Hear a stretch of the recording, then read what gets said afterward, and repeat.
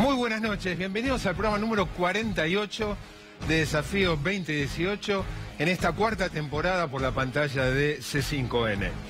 Argentina decidió en esta etapa democrática que los presidentes asuman un 10 de diciembre, un día como hoy. Y no es casualidad esa decisión porque el 10 de diciembre es el Día Internacional de los Derechos Humanos, en referencia a que en 1948, un 10 de diciembre, se firmó la Declaración Universal de los Derechos Humanos en París. Y hoy, 10 de diciembre, se cumplen varios aniversarios. Nos vamos a ocupar fundamentalmente de dos. Siguiendo la continuidad de la programación, con el programa del Gato, vamos a seguir profundizando los 3 años de Macri, que se cumplen hoy un 10 de diciembre. Pero además vamos a analizar los 35 años de democracia, el periodo más largo de vida democrática que tiene la Argentina. Vamos a analizar las luces y sombras, el gustito agridulce que deja este 10 de diciembre, que dejan estos 35 años. Decía, es la costumbre que no siempre se cumplió, porque hubo transiciones entre presidentes un tanto turbulentas. Alfonsín pudo asumir el 10 de diciembre, no pudo Menem en su primer mandato por el adelantamiento del traspaso, sí en el segundo. No fue el caso de Duhalde, por los mismos motivos, tampoco el de Néstor Kirchner, que asumió el 25 de mayo. Sí Cristina en sus 2 mandatos y también Mauricio Macri. Vamos a hacer esos 2 balances a lo largo del programa de hoy. Los 3 años de Mauricio Macri y los 35 años de democracia. Empezamos por esto último.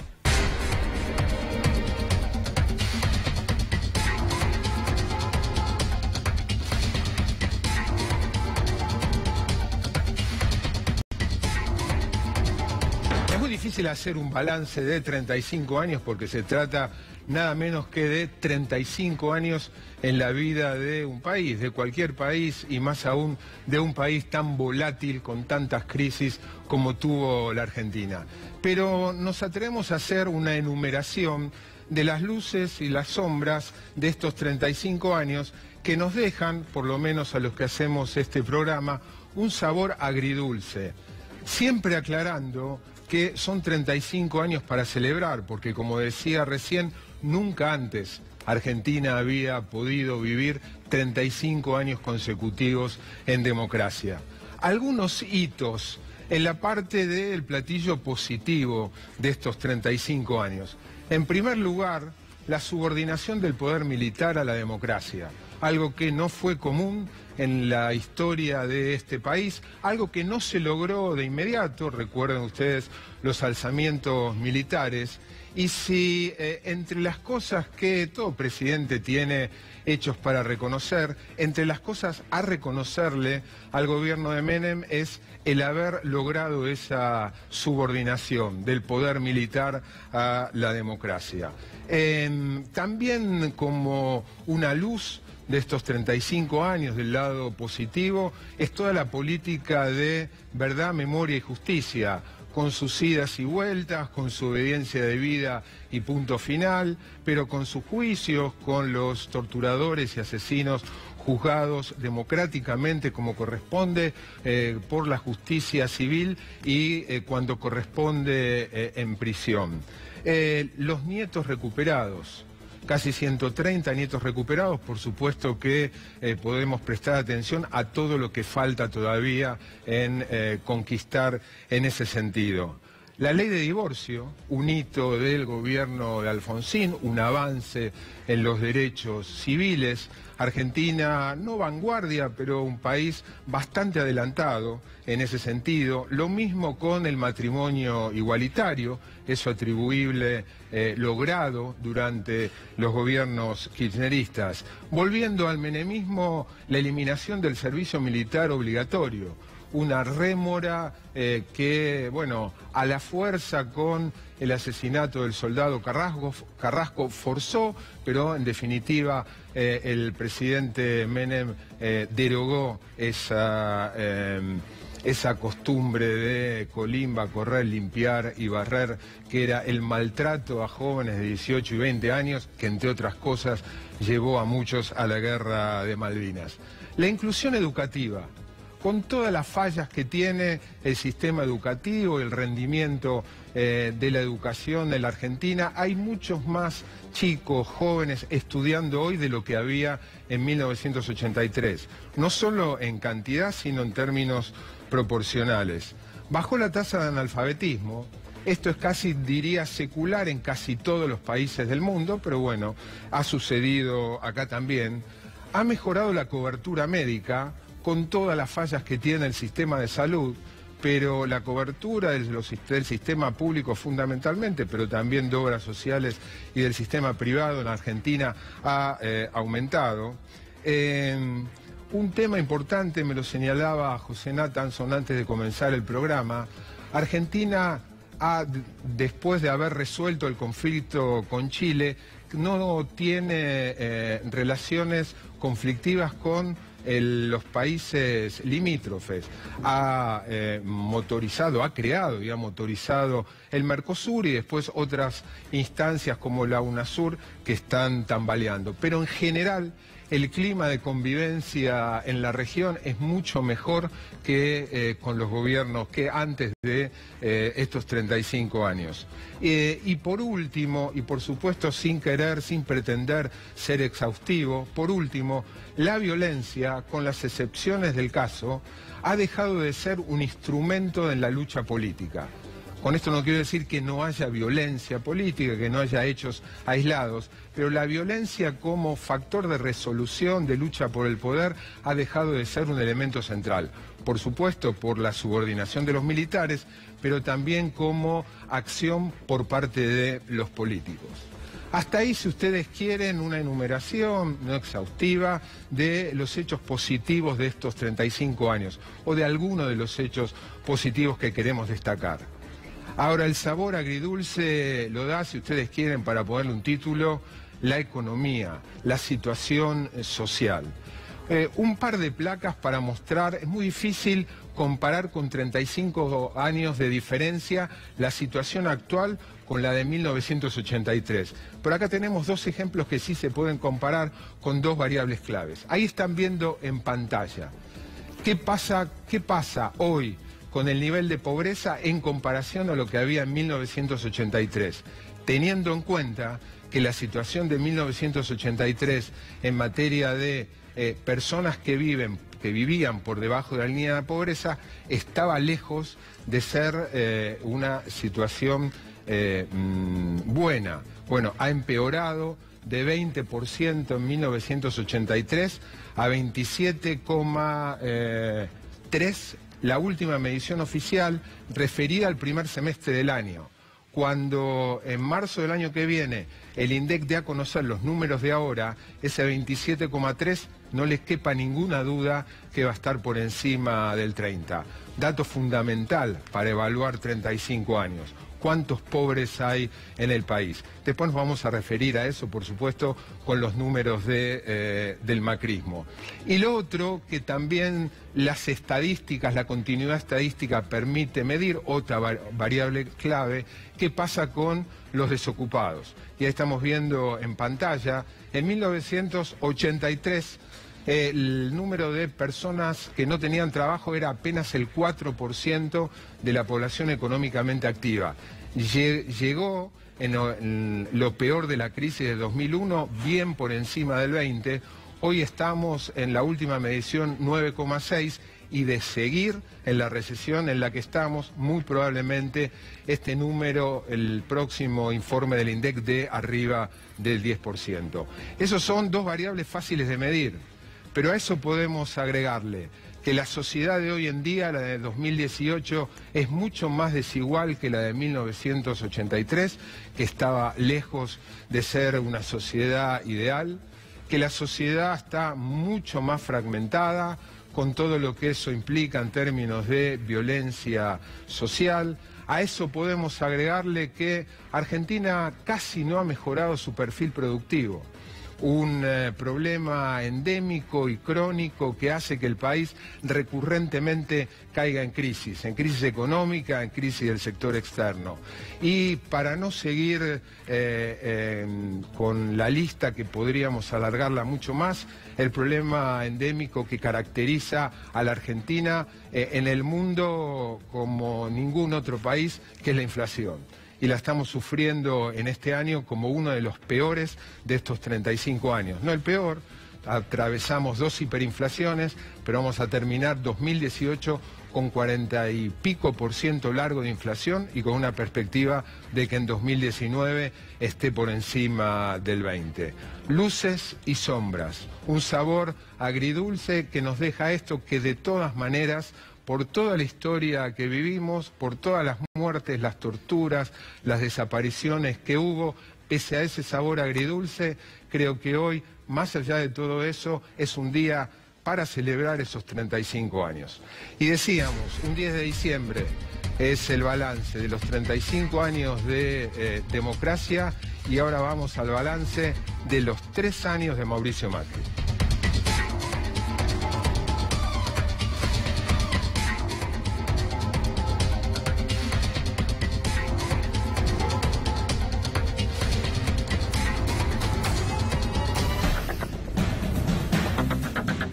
Con nuestro productor periodístico ejecutivo vamos a repasar los 3 años de Mauricio Macri en base a algunos números claves. Muy buenas noches. Buenas noches, Marcelo. Hoy no tengo muchas palabras, estoy lleno de números. Lleno de números. Nos dijeron que este gobierno venía a poner orden en los números, ¿sí? Nos dijeron que el gobierno de los gerentes, de los CEOs, iba a acomodar las cuentas. Es más, muchos que han tenido de algún modo intimidad con algunos factores importantes del gabinete, del poder macrista, aseguran que son fanáticos de las planillas Excel, que están midiendo todo. Me consta. Te consta. Bueno, entonces... Tableros de control llenos de números, lo que en sí no está mal, siempre y cuando los números que resulten de esa planilla sean positivos, que no parece ser el caso.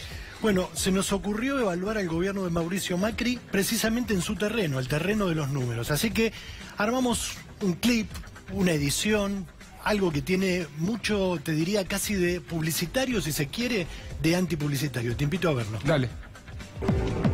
94.694.400. Segundos. 1.578.240. Minutos. 26.304. Horas. 1.096. Días. 156. Semanas. 36. Meses. Años. 51%. 2 pizzas. 295%. Dólar. 30 sociedades. Offshore. 63 millones de dólares. 3 presidentes. 114 disparos. Prefectura. 9 milímetros. Nahuel. 78 días. Santiago. 44 tripulantes. 136 inflación. 110.000 trabajadores menos. 3.500 periodistas. 190%. Nafta super. 2.500. Electricidad. 1.200%, 333%, colectivo, 280%, porteños, 800 rutas nacionales, 140%, canasta de alimentos, 540%, harina, 95%, salario privado, 116%, jubilación mínima, 73,5%, tasa de interés récord, 57.100 millones de dólares, 150 deuda externa millones, 33.500 millones, 60.000 millones. 6 procesamientos, 8 cuadernos, fotocopias, 38%, pasajeros en cabotaje, 8 líneas, 41 aerolíneas, 29%, recorte en ciencia, 2.000 nuevos investigadores, sin destino, un satélite, discontinuado, 2 centrales nucleares, suspendidas, centrales hidroeléctricas, postergadas, 9.000 pymes, cerradas, caída de la producción industrial, 1,5 millones, nuevos pobres, 38%, niños en la pobreza, 94 millones 600 segundos, 240 horas, 105 semanas, mes Macri, 3 años, Macri, 3 años.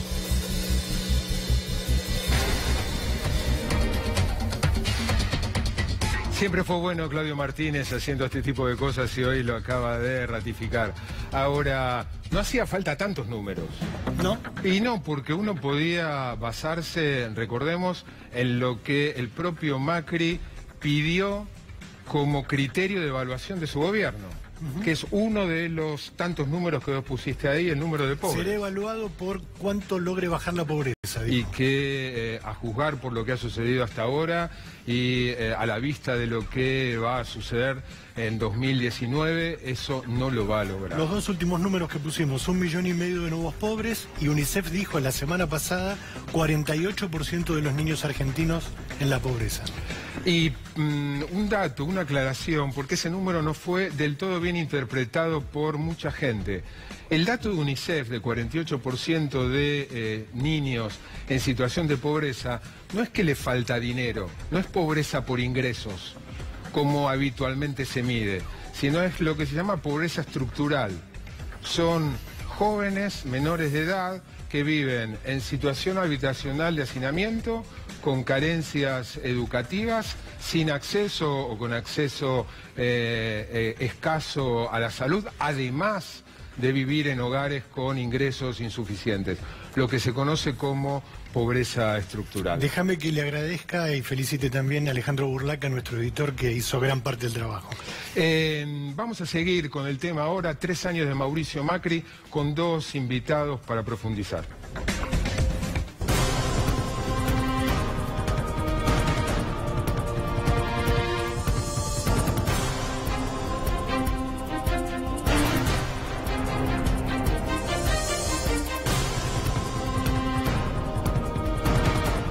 Marcelo Leiras es politólogo de la Universidad de San Andrés, gracias por venir. Un placer. Alejandro Katz es ensayista, editor, gracias por venir, Alejandro. Al contrario, gracias. Estaban viendo ahí el clip de los números, ¿falta algo, sobra algo?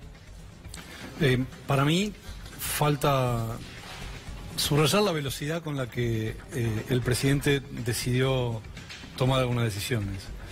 En particular, reducir o eliminar las retenciones a las exportaciones mineras y agropecuarias, eliminar rápidamente todos los controles cambiarios, hacer un ajuste muy acelerado de las tarifas, todas medidas que en un esquema de mediano plazo de política económica uno puede discutir si son razonables o no, pero que hacerlas drásticamente en el primer día de gobierno tuvieron simplemente una intención política que tuvo un muy alto costo económico y que el presidente prefirió pagar, ¿no? Eso me parece que es distintivo de estos primeros años, de estos 3 años de gobierno de Macri, y también invita a revisar el diagnóstico de gradualismo, ¿no?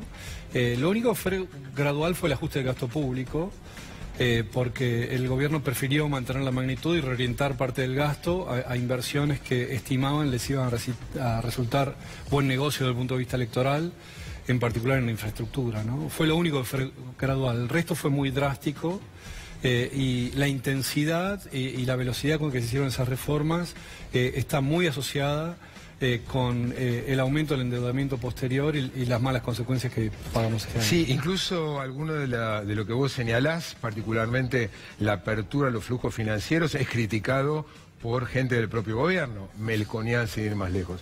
Alejandro, no, creo que las observaciones de Marcelo son buenas. Yo las pondría en un marco más general, que es el de la toma de decisiones detrás de lo que yo llamaría un velo ideológico. Es decir, de la creencia de que tus convicciones acerca de cómo funcionan las cosas hace que las cosas funcionen de ese modo. Voluntarismo. ¿Perdón? Voluntarismo. Bueno, puede decirse como voluntarismo. Yo prefiero señalar que hay una especie de dificultad para mirar lo real sin el velo de la ideología, y creo que es una dificultad común a la clase política y a la dirigencia argentina en general.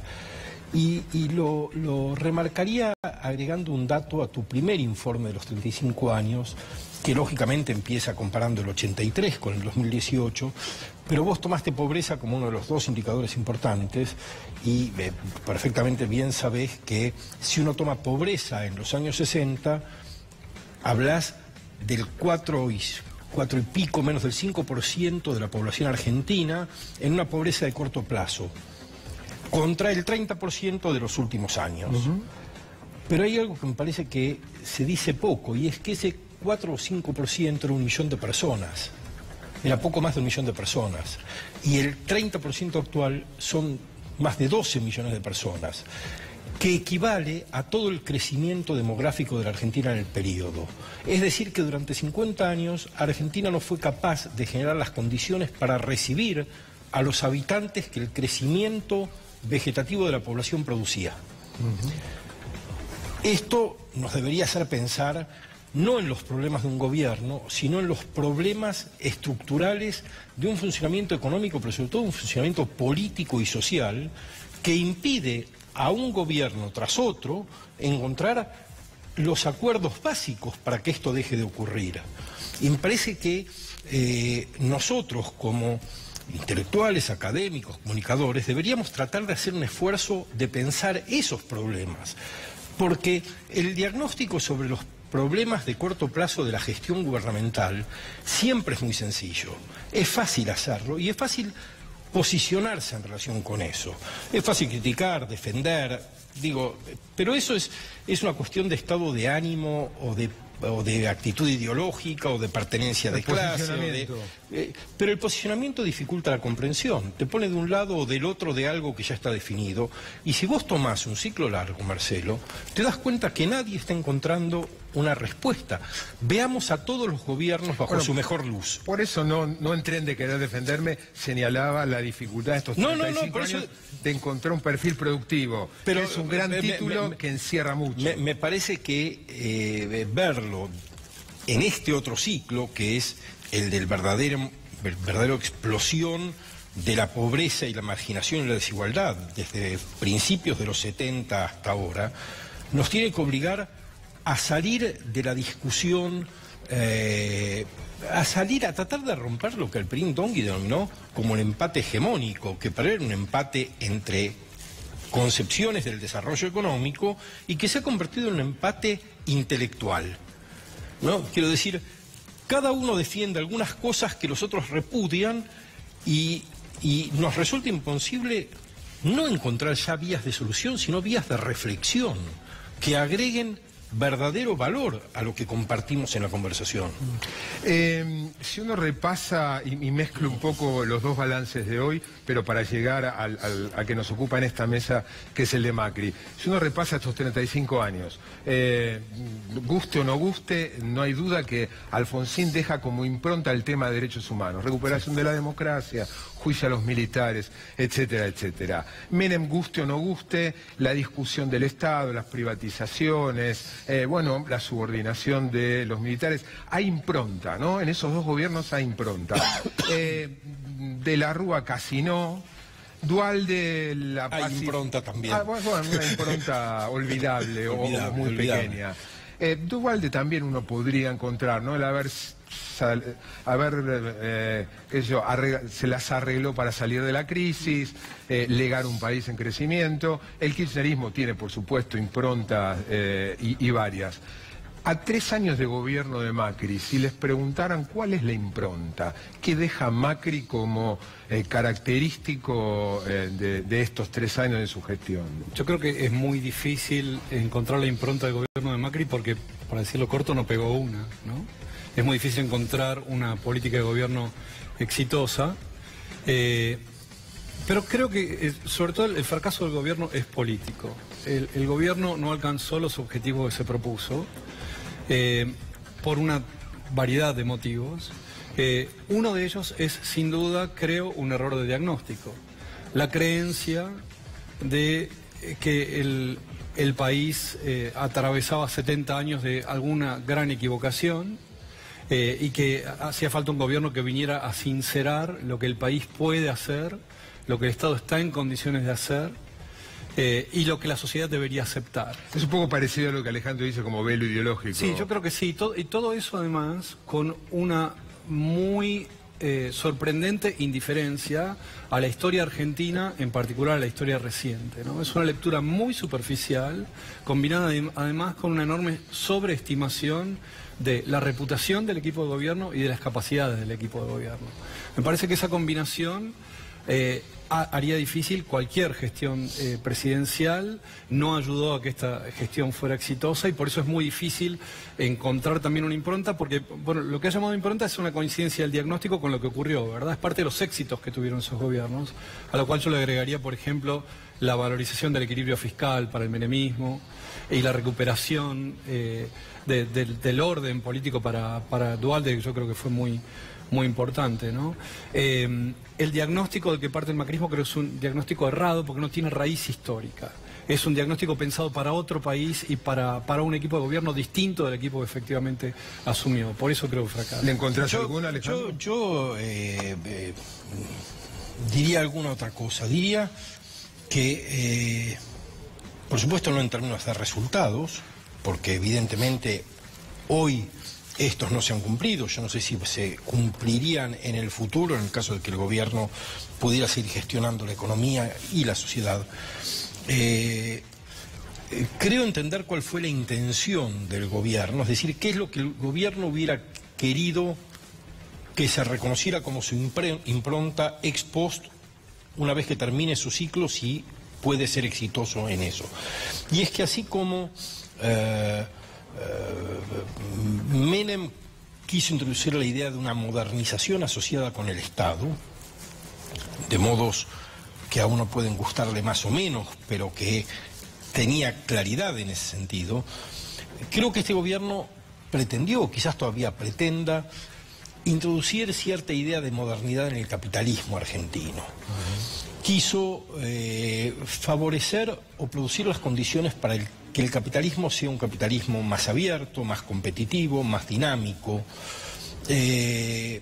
menos corporativo. Creo que este era el gran proyecto del gobierno de Macri. Creo que Macri se sentía como quien podía, conociendo muy de adentro a una clase capitalista que había sido muy predatoria, podía ser quien reescribiera su historia y su saga familiar, ¿no? Que había un proyecto de reescribir una biografía personal y familiar, reconvirtiendo un capitalismo prebendario en un capitalismo moderno, dinámico, incluso diría más distribuido. No sé si lo va a lograr. Al día de hoy nada parece indicar que vaya a lograrlo. Es el Macri contra el Círculo Rojo que tampoco le salió. Digamos que yo creo que esa era la gran apuesta del gobierno. Por último, y pensando en el cuarto año del gobierno de Macri, ¿piensan a la luz de lo que está sucediendo en estos días y de lo que se perfila en vistas de las elecciones, que puede llegar a ser una impronta del gobierno de Macri, para usar una de las dos palabras de la bandera de Brasil, el buscar el orden y lo asocio a Patricia Bullrich, reglamento y demás? Yo creo que es la apuesta que parecen estar haciendo. Yo comparto parcialmente el diagnóstico de Alejandro. Creo que efectivamente se propusieron tratar de liberar, digamos, las capacidades productivas de las firmas y de los individuos en la Argentina, presumiendo que eso iba a estimular el crecimiento económico, pero simultáneamente también buscaron restituir el orden en un sentido bastante contrario a la tradición democratizante que rescatás en tu balance de los 35 años, ¿no? Y la pregunta es si se puede hacer esas dos cosas simultáneamente, ¿no? También en otros casos quisieron combinar cosas que son difíciles de combinar, por ejemplo, ajustar los precios relativos y reducir drásticamente la inflación al mismo tiempo, ¿no? Esas cosas no se pueden hacer al mismo tiempo. No se puede hacer al mismo tiempo combatir al kirchnerismo y unir a los argentinos. Me parece que parte de esas contradicciones las que han atado al gobierno. El gobierno ahora parece tener una posición un poquito más consistente, más recostada en su costado derecho y en sus votantes más firmemente antikirchneristas. Quizá le alcance para un buen resultado electoral. ¿Coincidís con eso, Alejandro? No lo sé, Marcelo, yo no soy bueno para hacer pronósticos. Me cuesta leer la política de ese modo. Quisiera que no fuera así. No creo que sea un buen anuncio la decisión del reglamento de la Fuerza de Seguridad. Yo objeto particularmente que, si bien es cierto que el reglamento se inspira en un reglamento de Naciones Unidas que ha sido adoptado por varios países, excluye una cláusula que me parece indispensable, que es la que precisa con absoluta claridad que las armas de fuego solo pueden utilizarse cuando hay un riesgo evidente para la propia vida o para una vida ajena. Es una cláusula muy precisa y muy explícita que no está transcrita de ese modo. Yo no creo que las cosas estén claramente jugadas en un sentido o en otro. Creo que no debemos dejar de decir algunas cosas y entre ellas señalaría muy rápidamente lo siguiente. El problema de la seguridad no es un problema, no debe ser un problema de los gobiernos conservadores, es un problema sobre todo de una parte muy desguarnecida de nuestra sociedad. Entonces creo que tenemos que aportar miradas que restrinjan las voluntades de transferir autoridad arbitraria a un efectivo policial en el terreno, pero no debemos despreciar los intentos de reducir la inseguridad en las zonas populares.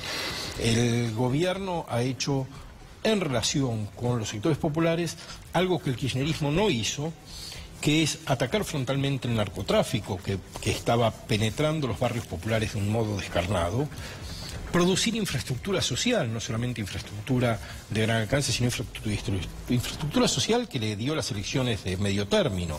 Digo, cloacas, veredas, iluminación, transporte, etcétera. Creo que no hay que desmerecer eso, que va acompañado de algo que para mí es clave, que es la titulación de las tierras de los asentamientos precarios. Y me parece que hay una filosofía muy importante que el kirchnerismo no pudo compartir en esa forma de relacionarse con los sectores populares. Marcelo, Alejandro, los dos, gracias por venir. Un gusto. Gracias a ustedes. En otra parte del estudio, para seguir con el análisis, con el balance de los 3 años de Macri, a partir de los libros y a partir de las búsquedas por internet, José Nathanson. Muy buenas noches, José. ¿Qué tal, Marcelo? Buenas noches. Efectivamente, vos sabés que los gobiernos, como venían conversando recién, dejan huella. Al final de estos 3 años tendremos una Argentina que probablemente sea más desigual, que tenga más pobres, que tenga más desempleados, que probablemente sea económicamente más chica, porque el PBI se habrá reducido al final del gobierno de Mauricio Macri, pero también dejan huella en el lenguaje, en las palabras. Si uno dice corpo, si uno dice Mañeto, va a estar seguramente pensando en los últimos años del kirchnerismo y del cristinismo. Ahora vamos a tratar de identificar 5 palabras que crecieron y que tomaron forma o que incluso emergieron en estos últimos 3 años, y lo hacemos a través de las búsquedas del Google Trends, que es una herramienta muy práctica de Google que te permite ver cómo van progresando las búsquedas de ciertos términos. Empezamos por la primera, indemnización por despido. Veníamos señalando que efectivamente el desempleo viene aumentando en la Argentina, sobre todo en los últimos 3 años. Fíjate cómo indemnización por despido, la búsqueda, la gente que buscaba indemnización por despido en Google. Claro, esto es 2004, en 2004 había aumentado, bajó, y fíjate, me voy desplazando para aquí, fíjate cómo a partir de que asume Mauricio Macri, acá sube de manera muy notable. Esta es una idea y una sugerencia, una expresión de cómo la sociedad se está preocupando por este tema. Vamos a ver una segunda búsqueda que también es ilustrativa respecto de algunas palabras que fueron creciendo durante el macrismo. Esto es de los últimos 3 años, de los últimos 5 años, perdón, del 2013 al 2018. Crédito más uva más tasa, puse para buscar. Los créditos uva, una buena idea del macrismo que está fracasando básicamente porque no lograron contener la inflación y la gente está muy preocupada por cómo va a funcionar esto. Mirá cómo creció la gente que buscó crédito más uva más tasa, sobre todo en el último año cuando se disparó la corrida cambiaria. Vamos a, si te parece, Marcelo, una tercera búsqueda durante el macrismo. En este caso es legalización del aborto. Aquí lo que quise mostrar, también para poner una nota positiva, un debate que efectivamente se abrió en buena medida porque el macrismo decidió, el presidente decidió que se debate en el Congreso. Mirá cómo se hablaba de aborto y mirá cómo se habla ahora de aborto. Es muy impresionante esta búsqueda. Sí, eso es irreversible. Y es irreversible, seguramente si esto sigue la progresión vamos a tener picos más o menos a esa altura. Vamos entonces, Marcelo, a una nueva búsqueda que también me parece es ilustrativa de las cuestiones que se vienen conversando en el último tiempo. Desempleo, seguro más desempleo. Fíjate cómo venía más o menos planchado y cómo a partir de la asunción de Mauricio Macri se empezó a crecer claramente la gente que buscaba seguro de desempleo. Y vamos ahora a una última búsqueda que me pareció muy simpática, que es, ahí la tenés, Macri Gato. Una de las expresiones más... ¿Te pareció simpática a vos y a mucha otra gente? No creo que a él. No, efectivamente. Y no busqué la cancioncita que se me está ocurriendo ahora, que podríamos haber buscado. Pero bueno, fíjate, hubo un pico de Macri Gato que se ve que cuando es cuando la expresión empezó a popularizarse y después se mantuvo alta una expresión que obviamente antes no existía. Decíamos que las palabras son una forma de reflejar lo que pasó con la política, con la economía y con la sociedad en este tiempo. Otra forma son los libros. Los libros obviamente están hechos básicamente de palabras. Uno podría decir, como decía Dolina, que el Martín Fierro son más o menos 250 gramos de papel y un poco de tinta, pero lo que importa son las palabras que están ahí.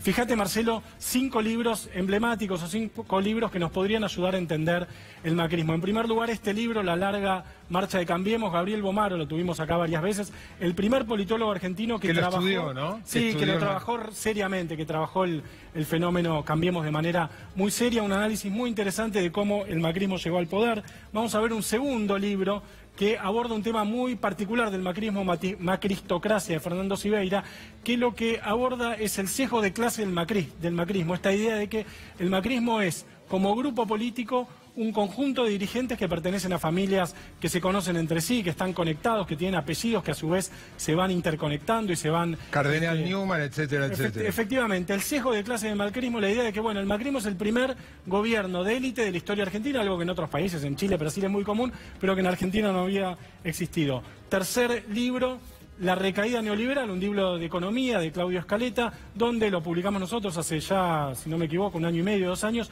donde lo que hace Claudio es tratar de demostrar... Cuando decís nosotros es la editorial Capital Intelectual, sí, perdón. Que dirigís vos. Efectivamente, sí. Lo que hace Claudio en este libro que publicamos es tratar de mostrar por qué el modelo económico del macrismo es insustentable en el largo plazo. ¿Por qué no se puede sostener a largo plazo? Y esto lo escribió Claudio, me parecía importante subrayarlo, cuando a la economía macrista todavía le iba bien. En un momento en el que la economía macrista progresaba y parecía que podía estabilizarse y seguir creciendo, él defendía esta tesis. Y quedan 2 libros más, uno del gran ideólogo del macrismo, de mi punto de vista, que es Jaime Durán Barba. El libro que vamos a ver ahora se llama La política del siglo XXI, lo escribió Durán Barba con Santiago Nieto, su socio, y que es un retrato muy descarnado de cómo hizo el macrismo para ganar campañas electorales. Es un libro un poco delirante, que habla de humanismo, de iluminismo, se va para atrás, para la Edad Media y demás, pero que tiene algunos trazos importantes. Y el último... Imprescindible para entender, quien quiera entender, sí, básicamente la estrategia electoral. Sí, uno no solo muestra libros con cuyo autor esté de acuerdo, digamos, uno lee cosas con las que muchas veces no esté de acuerdo. Es recomendable. Es muy recomendable. Sí. Y este último libro, que me parece de François Dubet, un gran sociólogo francés, quizás la persona que mejor está trabajando en Europa el tema de la desigualdad y de cómo la sociedad absorbe, tolera la desigualdad, que se llama ¿Por qué defendemos la desigualdad? Aunque digamos lo contrario, un gran libro que publicó Siglo XXI y que también me parece sirve para entender un poco estos 3 años de macrismo. Muchas gracias, José. Nos vamos a una breve tanda y cuando volvamos con 3 muy buenos invitados, el otro balance, el balance largo, el balance de los 35 años de democracia que se cumplen hoy.